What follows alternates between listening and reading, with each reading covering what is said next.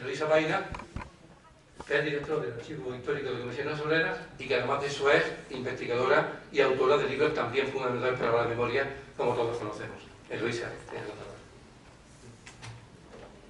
Buenas tardes. Buenas tardes a todos y gracias a la Fundación de Investigaciones Marxistas por haberme invitado a la presentación de este libro, que yo considero que es un homenaje a aquellos hombres y mujeres que en años durísimos de la represión de la dictadura franquista se rebelaron mientras la mayoría se acomodó a ella. Y especialmente a José Cordero, que no solo sufrió un despido, cárcel, tortura, sino que además, tanto él como Francisco Manzano, se dedicaron hasta el final de sus vidas a sacar a la luz la terrible injusticia, las penalidades, el valor y la honradez de tantos hombres y mujeres. Hace ahora algo más de 25 años me encargaron de crear el Archivo Histórico de Comisiones Obreras de Andalucía. Yo había hecho la carrera aquí, la carrera de Historia, justo más o menos durante los años de la transición democrática. Me había querido especializar en contemporánea, o quería haberme especializado, porque creo que apenas me pude matricular o cursar alguna asignatura sobre ese periodo, ya que no la ofertaban. Así que con ese era mi bagaje cuando yo empecé a trabajar o a iniciar los trabajos en el Archivo de Comisiones. Con un conocimiento, apenas si conocía algunos pocos libros y artículos de la dictadura franquista, que generalmente trataban el periodo histórico de manera general y muy centrado, y la mayoría centrado en la guerra civil. Ya estando en comisiones y en esa tarea de buscar documentos para el archivo, recurrí obviamente a los más antiguos miembros del sindicato, ¿no? y por tanto al de pensionistas, donde allí me topé con los que llamaban los veteranos, entre ellos con José Cordero y Francisco Manzano, que llevaban por aquel entonces la asociación, como ya se ha repetido aquí, la Asociación de Expresos y Represaliados Políticos del Franquismo, y desde hace años estaban dedicados a que la memoria de esos represaliados no se perdiera, defendiendo sus derechos de presos políticos y las reparaciones morales y materiales que le correspondían. Cuando los conocí, estaban en plena vorágine con la exigencia de reparación, que poco más tarde se consiguió, muy disminuida, por cierto, con la ley de junio de 1990. Por lo que, como no se dieron por vencidos, y continuaron exigiendo y ampliando esa reparación. Fue un encuentro que podríamos llamar entre entes que se necesitaban. Yo necesitaba recuperar documentos para conformar un archivo y ellos que se conservara la memoria. Por supuesto, en esta asociación yo salí ganando, porque en esos años ellos fueron mis maestros y fue cuando yo aprendí muchas pequeñas historias de las cuales surgen las grandes historias. A lo largo de los años que trabajamos juntos, destacaría de él su constancia, su perseverancia sin decaimiento, su entera dedicación. Y en este sentido, a la altura del principio de los años 90, ya había consultado numerosos archivos, desde los militares, la cárcel, el cementerio de Sevilla, la hemeroteca, había recopilado memorias autoeditadas de militantes, había consultado departamentos para conseguir tesis que se hubiesen hecho sobre el tema, recopilado bibliografía, etcétera, etcétera. Y hay que recordar que en esta época aún no existía el internet, por lo cual las dificultades eran bastante grandes. Llevaba años también en esta recuperación de la memoria, porque tal como me comentó, y está comprobado porque se conserva en el archivo, en la década, no sé muy bien si de los 70, el PC o Mije y Delicado, o Delicado, o el PC a través de Mije y Delicado, querían hacer una historia del partido de Sevilla. Con lo que se llevaron meses en el pabellón de la Madrina, donde estuvo hace años ubicado la hemeroteca, haciendo fotos y recopilación de los hechos ocurridos en la ciudad sobre el movimiento obrero y el partido. Pues bien, con esa meticulosidad que siempre había demostrado, se puso a dirigirme una serie de entrevistas con la idea de recoger los testimonios de aquellos que habían luchado durante los años finales de los 40. Tengo que subrayar que en él no había nada de protagonismo. Él era un testigo, como otros muchos más a los que había que recoger sus memorias. Y había que recogerla y conservarla para que los historiadores hicieran la historia.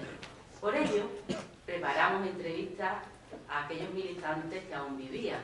A Carmen, Julián, Leopoldo, Cerdán, etcétera, etcétera. Aquí está en Carnalemu, que se acuerda de aquellos años. Por eso también, cuando elabora el libro de qué no se nos, el folleto, de qué no se nos acusa, lo llena de nombres. A través de él y de las entrevistas que pudimos hacer, conocí lo durísimo que fue la clandestinidad, la represión. Conocí de la honradez y la entrega de estos hombres y mujeres.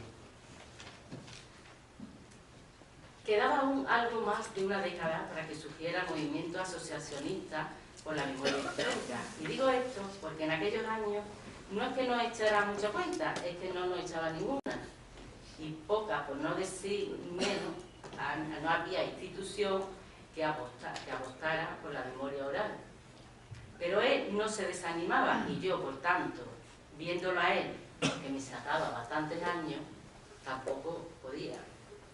En estos años de concertar entrevistas, de hablar con militantes, tengo muchísimas anécdotas, pero recuerdo una que demuestra su disciplina y lo que eran las estrictas reglas de clandestinidad que él había llevado a rajatabla. Por ejemplo, cada vez que entrábamos a un bar a tomarnos un café o una cerveza, nunca podía pagar yo. Antes de darme cuenta, ya había pagado el café. Claro, yo en principio me enfadaba, así que en la siguiente ocasión, antes de terminar el café, yo sacaba el dinero, pero de nuevo él se había adelantado. A la tercera o cuarta vez, ya vemos que en serio, y le pregunté, ¿pero cuándo pagas? Me contó que era una regla a la que se había acostumbrado. Debía pagar cuando le trajeran lo pedido, inmediatamente. Pues si en el bar encontraba a alguien sospechoso y tenía que salir corriendo, no podía entretenerse a pagar o verse delatado por el camarero al llamarle por irse debiendo lo pedido. Recuerdo la última vez que le vi. Fui a entrevistarlo porque en las primeras series de entrevistas, años antes, habíamos llegado en la grabación hasta su estancia en la cárcel de Burgos y me interesaba su labor tras la salida de esta. Era el año 2006 y se estaba tramitando la ley de memoria histórica. Recuerdo entonces que me dijo, ahora con la tristeza que nunca había visto antes en él, qué tarde ha llegado. Pocos fueron los que estuvieron luchando hasta el final como él. Muchos, y es comprensible, tras la primera detención, con lo que ello conllevaba, dejaban la organización. Sin embargo, Cordero, al salir de la cárcel, continuó, no en primera línea, porque como entonces se llamaba, o se decía, ya estaba quemado. Así que se organizaron un grupo de veteranos. Con él estaba Ciclo, Saya, Dana y otros más. La agrupación se llamó Acorazado Potenki, cuya tarea nunca ha sido suficientemente valorada ni recogida en libros, y se dedicaba, entre otras muchas, a recoger dinero entre personalidades sevillanas no militantes, pero sí demócratas, dinero que entregaban al partido para la familia de los represaliados, de los despedidos, para las cárceles, etcétera, etcétera. Y recuerdo que conservaba el estadillo en donde estaba sumamente detallado la recaudación de la agrupación. A veces la dedicación de estos hombres y mujeres no fue bien comprendida por amigos ni por familiares. Quizás sin entender que ellos estaban en el partido porque querían conseguir una vida justa y libre para todos, pero especialmente para su familia y sobre todo para sus hijos. Por eso lucharon, por eso dijeron no cuando la mayoría dijo sí. Y pienso que bien merecido tienen 1 y 1000 homenajes estos valientes. Muchas gracias.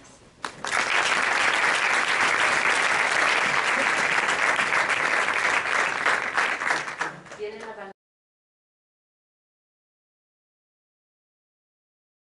palabra Antonio Maillo, coordinador andaluz de Izquierda Unida.